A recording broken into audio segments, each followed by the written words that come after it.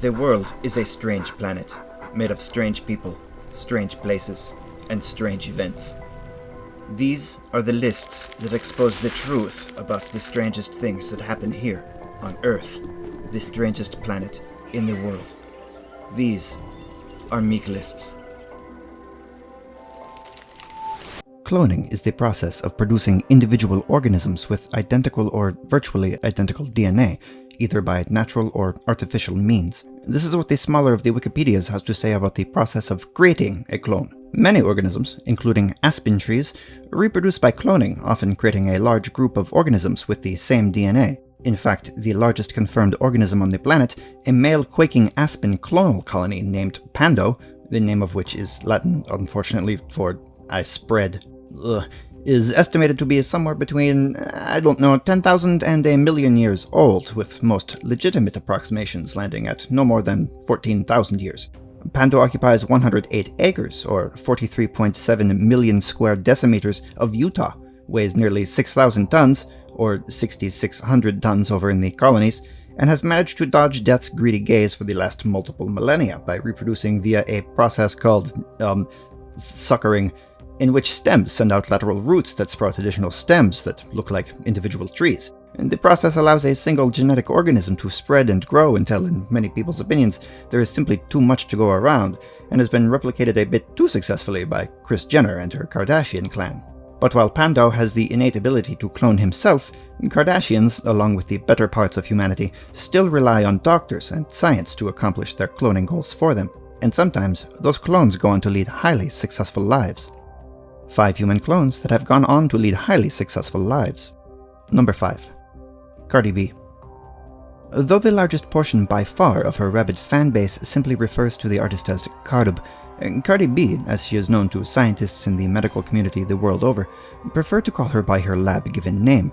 Cardi, or the Clone and Replicant Demonstration Initiative, first used stem cells sourced from artist Nicki Minaj to produce Cardi A, the first sufficiently stable clone of the Cardi program that did not deionize and evaporate after 30 to 60 minutes of functionality. Unfortunately, the M&M DNA the lab used to plug holes left in the genetic code after genome encoding backfired, resulting in a creation that was far more Roman Zolansky than Onika Tanya Moraj Petty. While Cardi's sophomore effort, Cardi B, would become a successful pop culture sensation, the languishing, gruffly voiced Cardi A would wallow in alcohol-induced self-pity for more than a decade before finding its calling. Glancing at Cardi A's webpage, cardia.com, we can see that the clone's efforts have shifted into creating inside-the-body products to help solve issues of congenital heart disease without the need for open-heart surgery. The B-model Cardi, however, has achieved superstardom through its musical noises, loud outfits, and comments that she has, in her own words, drugged and robbed men in the past after pretending to be romantically interested in them. Number 4. Josh Duhamel. The book of The Mandalorian Boba Fett, now playing on the plus side of Disney's streaming service, has again thrust actor Timothy Olyphant into the acting limelight due to his charismatic persona, careless dashing looks, and clone. That clone was given the first name Josh and the codename Duhamel, Du from the Latin for two, and Hamel, again from Latin for being a series of porcelain figurines based on the drawings of Sister Maria Innocentia Hummel. Did we fact-check this? Jesse? A proper and nearly 99% pure clone, Duhamel is so prolific in his ability to look exactly like Olyphant that Timothy's mother didn't recognize that he had replaced himself with Duhamel on the family's Christmas card. While both have sufficiently successful acting careers, it is still unknown at this point whether the Duhamel-Olyphant Parent Trap remake, for which Duhamel was originally produced, will ever find its way out of development hell and onto the big screen. Number 3. Cardi C. After the success of their B-model clone, Cardi immediately set out to replicate these successes with a C-model, but with deadlines looming, sought to achieve this not by repeating the steps that led to the artificial birth of Cardi B, but by cloning the B-model directly, resulting in Cardi C. Unfortunately, the first problems with the C-model were laid bare when the Cardi zygote developed into a male fetus, even though the original Minaj and both previous clones had been female. The third Cardi, or the fourth Minaj, depending on how you prefer to look at it, had literally none of the talent, sex appeal, or unabashed ability to remain mistakenly unashamed in the face of controversy that any of the originals had, and was thus simply referred to as a cousin of the Minaj clan. He did, however, have a friend who didn't want COVID, a friend whose testicles swelled up so badly after receiving the COVID vaccination that his fiancée called off their upcoming nuptials. All of this, according to this tweet by original Cardi C, Nicki Minaj. Once it was discovered that this entire story was absolutely untrue in absolutely every conceivable way, what may have been Cardi C's final 15 minutes of fame seem to be drying up, even as we speak. Number 2. Dennis Quaid. Before the fourth Indiana Jones film was released to critical silence in the summer of 2008, an initial plan for a fourth film in the franchise fell through so hard that when it impacted the ground, producers were convinced that actor Harrison Ford had attempted to land a plane on or near the set.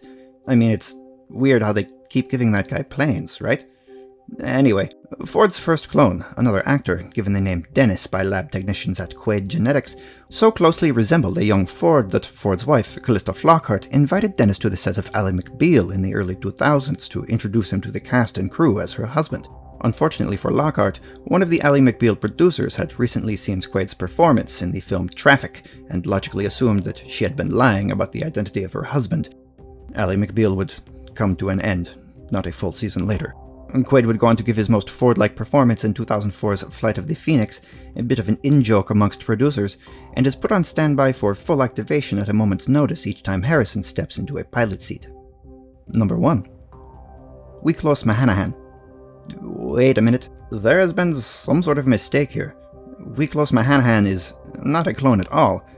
He is my cousin. In fact, I haven't seen Cousin Miklos in years, I believe. He keeps mostly to himself, living in one of the Indianas, or one of the Dakotas, or one of the Delawares. In any case, if there were a plan to replicate or replace me, Mahanafans, I would be well aware of it. I think. I mean, what would even the point be to do this? Miklos has no gambling debts, no outstanding warrants, and no tendency to fly aircraft into the sides of hills.